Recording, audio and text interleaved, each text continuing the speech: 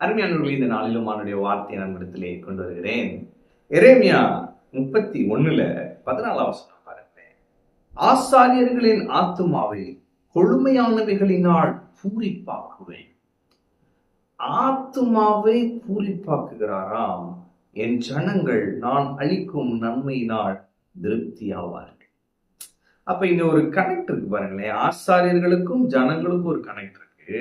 அதே போல ஆத்மாவுக்கும் அதுக்கப்புறம் பாத்தீங்கன்னா திருப்தி ஆகிறதுக்கு ஒரு கனெக்ட் இருக்கு பாருங்களேன்.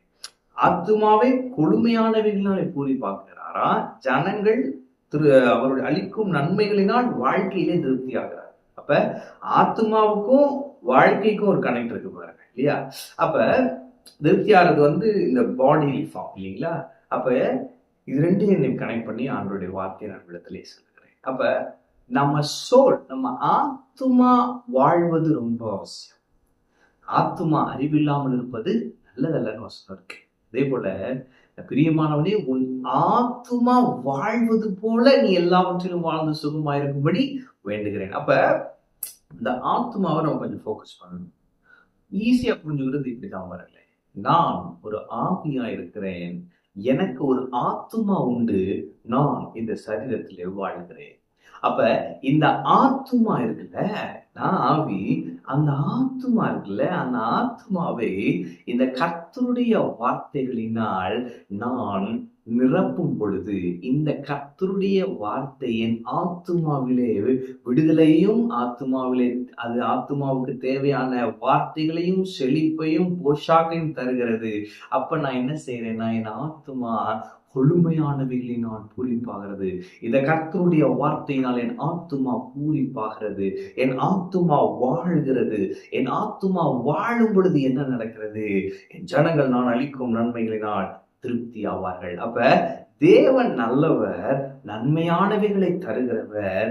நன்மையானவைகளை தருகிறவர் மட்டுமல்ல, நன்மைகளினால் திருப்தியாக்குகிறவர். ஆமென். ஒரு நன்மை செய்வார் அப்படி இல்ல, அவர் நன்மைகளினால் திருப்தியாக்குகிறாரு. இப்ப திருப்தியாக்குறதுன்னா என்னன்னா, எப்ப எனக்கு போதும், நிறைய இருக்கு, என்னன்னா நிறைய பேருக்கு கொடுக்குறேன். ஆமென். நான் ஆசீர்வாதமா இருக்கிறேன், அதே நேரத்துல நான் அநேகருக்கு ஆசீர்வாதமா இருக்கிறேன். அதுதான் திருப்தி ஆகிறது இல்லையா. அப்ப இயேசு 5 அப்பம் 2 மீனியம் 5000 புருஷர்களுக்கு கொடுக்கிறாரு. அங்க போட்டிருக்கிறது, எல்லோரும் சாப்பிட்டு திருப்தி அடைந்து மீதியான துணிக்கை 12 கூட எடுத்தார்கள். அவன் அப்ப திருப்தினா என்னன்னா, நான் நல்ல சாட்டிஸ்ஃபை ஆகி பிளஸ்ஸடா இருக்கேன், அதே நேரத்துல அநேகருக்கு பிளஸிங்கா இருக்கிறேன். அவன் அப்ப இன்னைக்கு ஆண்டவர் சொல்றாரு, நீ என்னால் தெரிந்து கொண்டவன், நான் உன் ஆத்துமாவை கொழுமையானவைகளினால் பூரிப்பாக்குவேன், என் வார்த்தைகளினால் உன் ஆத்துமாவை நான் பூரிப்பாக்குவேன், மகிழ்ச்சியாக்குவேன். அதே நேரத்திலே என் நன்மைகளினால் உன் வாழ்க்கையை திருப்தியாக்குவேன் என்று சொல்லுகிறார். ஆமென். அப்ப நன்மைகளினால் நாம் திருப்தியா இருப்பதற்கு ஆத்துமா கர்த்தருடைய வார்த்தையினால் பூரிப்பா இருக்க வேண்டும், நிரம்பி இருக்க வேண்டும். ஆமென். அப்படி நான் சொல்றேன், கர்த்தருடைய வார்த்தையை படிங்க, உங்க ஆத்துமாவை ஃபோக்கஸ் பண்ணுங்க. ஆத்துமா வாழ வேண்டும். எனவே இந்த ஆத்துமாவில்தான் நம்ம பிசாசின் பொய்களை நம்பி, நான் தகுந்த பாத்திரம் அல்ல, கர்த்தர் என்ன ஆஸ்வதிக்கு இப்படிலாம் நினைச்சிட்டு இருக்கிறோம். ஆனா கர்த்தருடைய வசனத்தை படிக்கும் பொழுது, கிறிஸ்துவுக்குள் நான் யார் என்பதை இந்த வசனம் எனக்கு போதிக்கிறது. ஆவிக்குரிய வாழ்க்கையில நான் ஆவிக்குரியவனாய் என்னவாக இருக்கிறேன், எப்படி இருக்கிறேன் என்பதை இந்த வசனம் என் ஆத்துமாவுக்கு தெளிவுபடுத்துகிறது.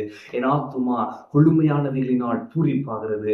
அப்படி ஆகும் பொழுது தேவன் எனக்கென வைத்திருக்கும் நன்மைகளை நான் அனுபவித்து திருப்தியாகுவேன். திருப்தியாய் வாழ்ந்து அநேகருக்கு ஆசீர்வாதமாய் இருப்பேன். ஆமென். எனவே இன்னைக்கு நான் சொல்லுகிறேன், கர்த்தர் உங்களுக்கு தம்முடைய நன்மைகளை அனுப்புகிறார். அந்த நன்மைகளினால் உங்களை திருப்தியாக்குவார். நீங்கள் ஆசீர்வாதமாய் இருப்பீர்கள், அநேகருக்கு ஆசீர்வாதமாய் இருப்பீர்கள். ஆமென். கர்த்தர் உங்களோடு இருக்கிறார். கர்த்தரை ஆசீர்வதிப்பார்.